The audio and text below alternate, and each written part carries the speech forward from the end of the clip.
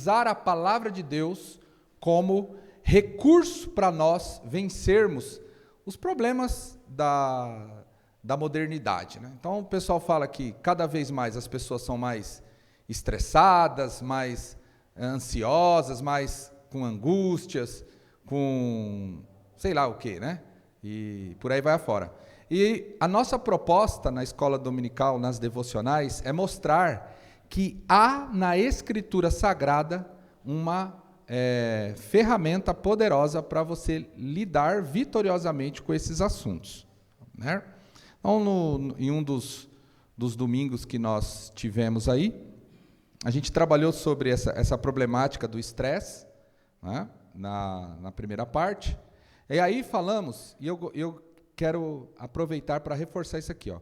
O que é o estresse? O estresse, guarde só isso aqui, irmão, ele é uma reação natural do organismo. Então, lembra sempre disso. O estresse é uma reação natural do organismo que ocorre quando vivenciamos situações de perigo ou ameaça. Então, porque todo mundo fala, não, é uma doença, é uma doença. Por si só, não é uma doença. Guarde só. É uma reação. Deus nos fez para nós, em situações de ameaça, né, ou de perigo, a gente reagir. Reagir, ok? Então, beleza. Esse mecanismo, Deus, né, coloca a gente em estado de alerta ou de alarme, provocando alterações físicas e emocionais. Então, o estresse por si só não é uma doença. Em situações de perigos, é normal que o nosso batimento cardíaco acelere, a nossa respiração aumenta, o corpo precisa bombear, né, para deixar você para uma pronta resposta. Para uma pronta resposta. Agora, deixa eu fazer uma pergunta para você. O que é que faz você, numa situação de incêndio, sair correndo do lugar que está incendiando e o bombeiro correr para dentro do lugar? O que te faz? Duas coisas. Vocês entenderam o que eu falei, não? O que é que faz... Vamos supor, se tiver um incêndio numa casa, qual que é a reação natural sua, se o incêndio estiver acontecendo? Sair? Por que é que o bombeiro entra? Tem dois elementos importantíssimos. Primeiro, a vocação. Isso é extremamente importante. Isso é a vocação. Mas, além da vocação, tem o instinto natural. Não tem um instinto natural? O nosso instinto natural, mesmo sendo vocacionados, é o quê? Vai correr, ok? Mas o que vai fazer a diferença é uma palavra que o progressismo não gosta muito, mas é o adestramento, é o treino. O treino, se você treinar, é o que te faz todo mundo vazar daquela situação, você entrar, você ir para cima, ok? Então, guarde isso no teu coração. Então, nós precisamos saber isso de forma muito clara para nós. Então, naturalmente, qual que é o nosso ponto aí? O efeito do estresse de forma contínua e intensa, porque nós não fomos feitos para viver sobre o excesso de estresse o tempo inteiro. Se você ficar o tempo inteiro debaixo de uma situação de estresse, isso é anormal, isso te faz mal. É isso que te faz mal, ok? Você passar pelo estresse é normal. Você vivenciar situações de estresse é extremamente normal. Mas o problema é quando você se coloca em constante situação de estresse. E aí começa a ter esses efeitos aí que nós falamos aquele dia lá. Dores crônicas, bruxismo, dor de cabeça, sudorese, a uns queda de cabelo, outros problema digestivo. Tem gente que engorda, tem gente que emagrece, tem gente que tem insônia, né? Dores de cabeça. A energia fica reduzida, os batimentos acelerados, tensão muscular, alteração do apetite. Então, nós trabalhamos isso daí também. E nós pegamos em Cristo Jesus para trabalhar como foi que Jesus tinha que lidar com... E Jesus foi alguém que passou por estresse na vida dele? Sim ou não?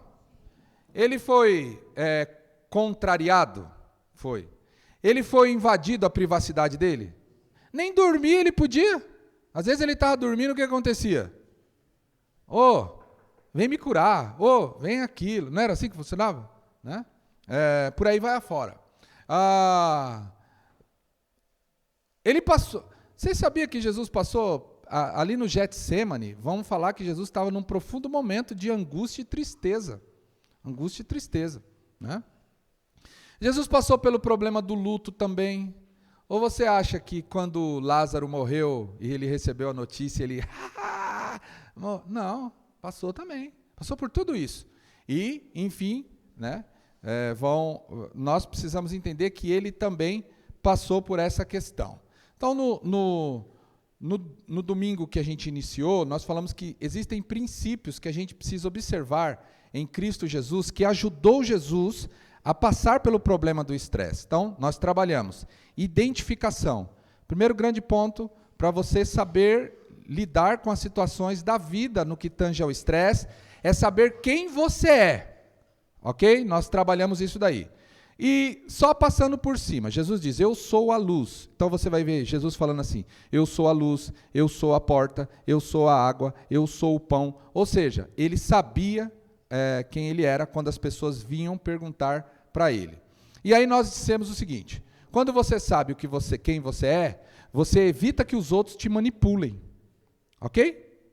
Ok? É que nem eu digo para as pessoas, a pessoa chega para você e fala assim, eu perdi a paz, pastor. Por quê? Porque fulano me chamou de careca.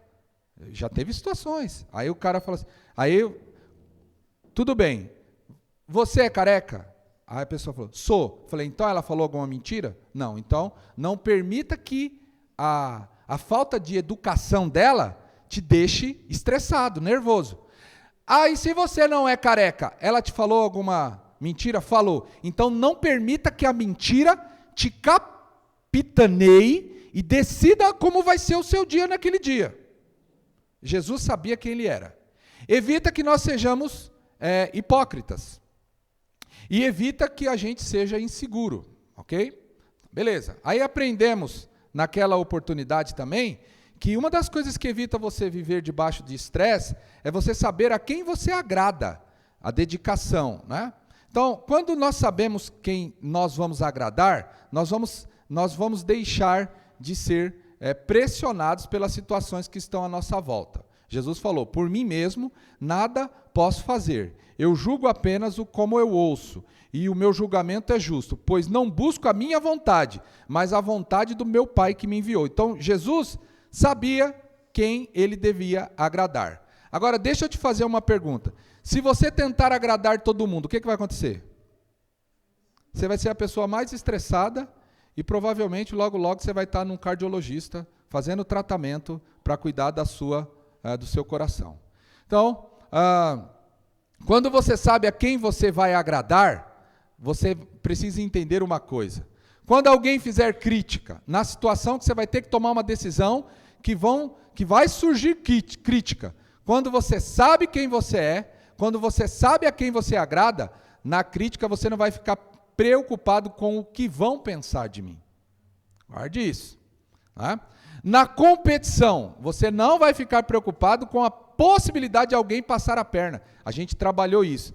E Jesus, a gente discutiu naqueles dias, cada ponto desse, cada passagem que tratou disso. E no conflito, você não vai se sentir ameaçado quando alguém vir conflitar com você, né? Você não vai querer matar o cara porque ele pensa diferente de você. Que é o que está acontecendo, inclusive, nos nossos dias. Jesus vivia uma vida sob tensão, falta de privacidade, constantemente interrompido, era mal interpretado, foi criticado, foi ridicularizado, foi por fim crucificado. E o versículo 9, no versículo 6 do capítulo 9 de Isaías diz: porque um menino nos nasceu, um filho se nos deu, o governo estava sobre os seus ombros, o seu nome será Maravilhoso Conselheiro, Deus Forte, Pai da Eternidade, Príncipe da Paz. Então ele tinha paz. Passou pelo estresse, mas tinha o quê? Paz. Essa é a grande questão. É saber que neste mundo nós vamos passar por estresse. Você vai passar por estresse na sua casa? Sim ou não, irmãos? Você vai passar por estresse no seu serviço? Sim ou não? Sim! Só que o segredo é se você souber essas coisas de maneira muito clara na sua vida. Aí, 2 pontos que eu quero trabalhar hoje. Para terminando, né? A gente já tratou sobre isso aí. Vamos lá. Jesus sabia qual era o propósito dele. Jesus sabia qual era o propósito dele. Veja o versículo 14 do versículo 14 do capítulo 8. O que nos diz? Ainda que eu testifico de mim mesmo, o meu testemunho é verdadeiro, porque eu sei de onde vim e para onde eu vou. Então ele sabia qual era o propósito da vida dele. E quando a gente sabe qual é o propósito da nossa vida, a chance de a gente viver e ser estressado pelos outros é bem menos. Por quê? Porque quando você sabe qual é o propósito, o seu propósito na face da terra, você vai ter condições de estabelecer o que é prioridade na tua vida. Guarde isso. Quando você sabe qual é o propósito seu aqui na terra, você tem facilidade para saber quais são as coisas que têm que estar na sua devida ordem. Por exemplo, e o texto diz assim: porque eu sei de onde vim e sei de onde, para onde eu vou. Tão importante quanto saber para onde você vai, é nunca esquecer de onde você veio. E tem gente que chega lá na frente, por se esquecer de onde veio, na primeira intempérie que tem, na primeira tempestade, se desestabiliza tudo. Porque não lembra de onde, porque não sabe não lembra do quanto que Deus fez lá no passado, do quanto que Deus fez na casa dele, de como que Deus ajudou a caminhada da mãe, de como que Deus ajudou a caminhada do pai, de como era a situação no começo, vai se esquecendo de tudo. Por isso, Jesus ele falou: eu sei de onde eu vim e eu sei para onde vou. Guarde isso no teu coração. Por isso ele sabia o propósito dele na face da terra. E quando a gente sabe quais são as nossas prioridades, os doidos podem vir querer estabelecer as prioridades para a nossa vida e a gente não aceita. Não, você tem que fazer isso, você tem que fazer aquilo, agora mudou, agora você faz assim, você sabe a coisa. Domingo não, domingo é isso, domingo é aquilo. No meio da semana você vai ficar até 10 horas da noite se escravizando lá na empresa. Você, eu sei a minha vida, eu sei quem sou eu sei quem é meu Deus. Calma, eu sei qual é a minha prioridade. Relaxa. Ah, mas a minha chefe é uma doida. Ela é doida. Você vai entrar na loucura? Não é, irmãos? A gente tem que saber estabelecer as prioridades. Né? Prioridade. Se você sabe o seu propósito, você vai saber estabelecer a prioridade. Vai pôr limite, né? Que é o segundo ponto. Estabelecer limites. E o que são limites, meus irmãos? O que são limites? O que é um limite? Me ajudem. É até aqui. Ó. Você lembra de quando o povo estava na beira do Monte Sinai e Deus falou para Moisés: santifica esse lugar aqui. A palavra santificar ali traz a ideia de colocar limite. O povo vai até aqui. É até aqui, meu querido. Você vem até aqui. Até aqui. Você vai estabelecer limite. Irmão, ouça isso que o pastor vai falar aqui. Se você não colocar limites, as pessoas vão invadir aquilo que é de mais sagrado na tua vida. Limite. Dá um tempo. Eu tentei compartilhar um link para as irmãs essa semana, eu não consegui. Eu tentei colocar uma mulher do Palavra da Vida, uma mulher do Palavra da Vida, onde ela conta que a avó dela, olha só, a avó dela levava o pai e a mãe, sabe que tem certos pais e mães que vão seguindo rumos na vida muito diferentes daqueles que Deus havia ensinado. E a avó dela insistiu para que pelo menos a netinha fosse com ela para a igreja. A netinha fosse com ela para a igreja. E ela falou que um dia na porta da igreja, a menina chorou e a professora da escola dominical chegou nela. Diz que a bagunça foi tão forte na porta da igreja, porque o pai e a mãe ainda faziam ainda jogava concorrência em cima, né? E aí a avó pegou e falou assim, não, você vai comigo para a igreja, você vai comigo para a igreja, nós vamos entrar. E aí naquele dia, acho que a criança tinha aproximadamente, não sei se 11 ou 12 anos de idade, a avó olhou bem no olho dela e falou assim, um dia você vai me agradecer, porque eu estou insistindo para que você entre nessa igreja comigo. E ela, com 55 anos depois, está dando testemunho nas redes sociais do quanto aquela decisão da avó dela em relação a ela ajudou-a a passar por tudo o que ela passou agora, nesses últimos anos da vida dela. Colocar limites. Sabe por quê, irmãos? Vou abrir o coração aqui. Você sabia que a gente... o ano que vem eu completo 50. Já passou. Muita coisa já passou. Tem certas coisas que pode acontecer, pode cair chuva de canivete, para a gente não vai ter diferença nenhuma mais. Agora, para os nossos filhos, para as nossas filhas, para os nossos netos, para nossas netas, se a gente agora não bater o pé e estabelecer limite, eles não vão aguentar 5 minutos debaixo do estresse. E Jesus foi alguém que estabeleceu limites na vida.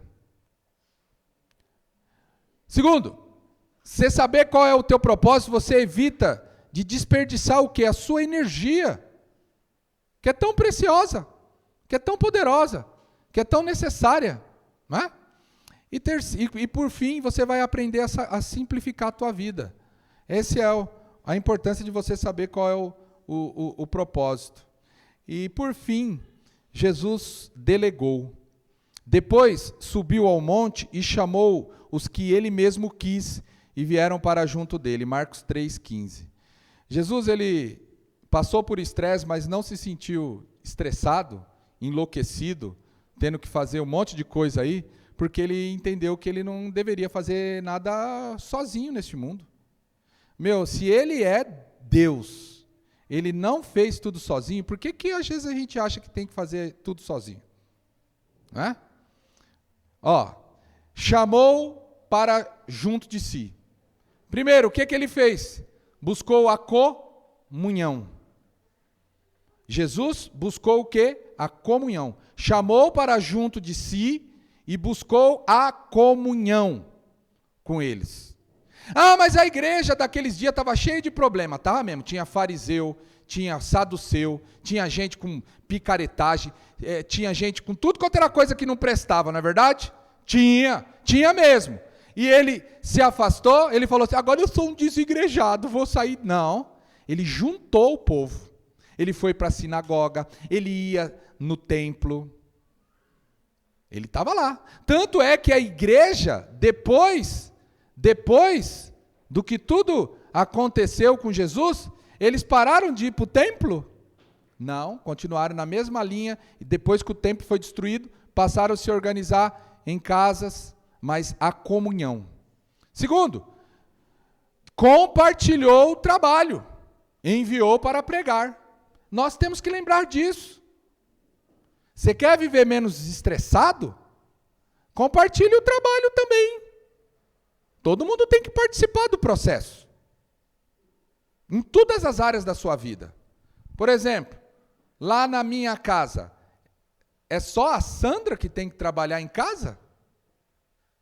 É só o pastor Manuel que tem que trabalhar? É todo mundo. Na igreja, a mesma coisa. Todos os lugares. E isso faz com que a gente reduza o estresse do outro. Jesus está ensinando isso para a gente. E por fim, exercício de autoridade. Exercício de autoridade. Jesus deu autoridade para todos fazerem aquilo que tem que ser feito.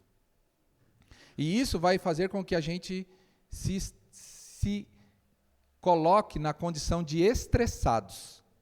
Coloque na condição de estressados. Então vamos aplicar isso para a nossa vida, em nome do Senhor Jesus. Amém? Vamos orar? Depois o pastor...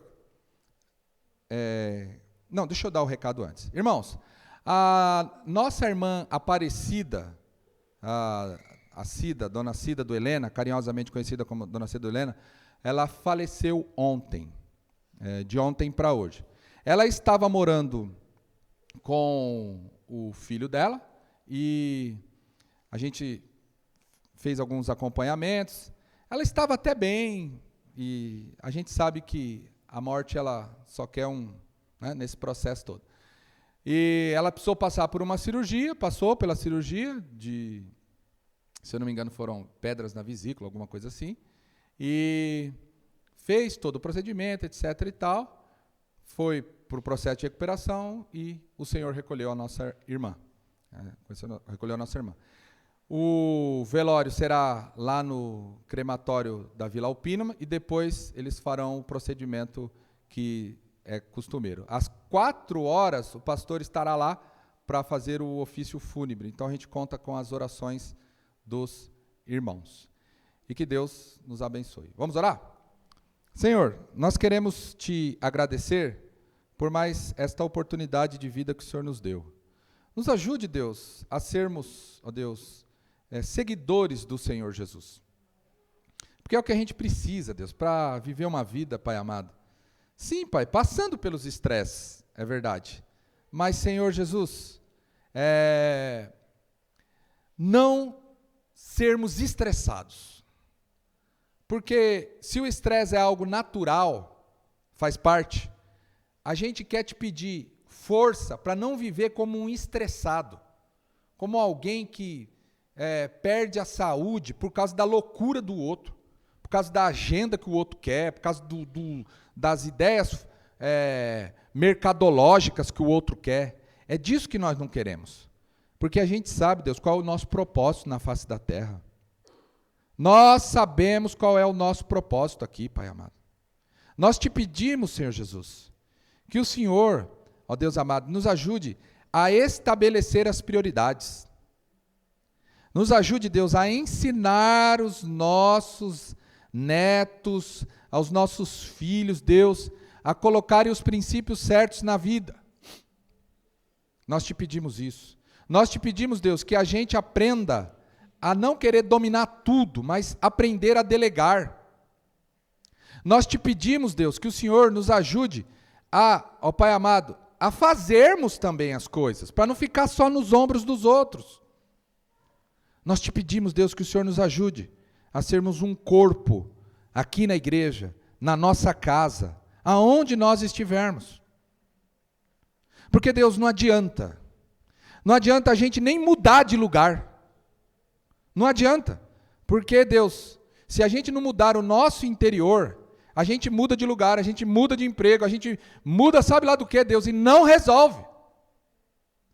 Ajuda a gente, Deus, a aplicar os princípios de paz no nosso coração, porque Jesus é o príncipe da paz. Abençoa essa família, a família da nossa irmã Cida. Ó Pai querido, nós te pedimos, dê a eles, Deus, a paz que vem do teu altar. E nos ajude, Deus, em todas as responsabilidades que temos hoje à noite. Nos ajude na ceia do Senhor, que a gente venha para tomar a ceia do Senhor Jesus, com alegria, com paz. Ó Pai querido, nós te pedimos. Nós rogamos, Deus amado, por esta igreja, rogamos pelos desafios, por tudo o que o Senhor sabe que a gente tem para fazer. No nome do Senhor Jesus, oramos agradecidos. Amém. Vamos dividir em classe.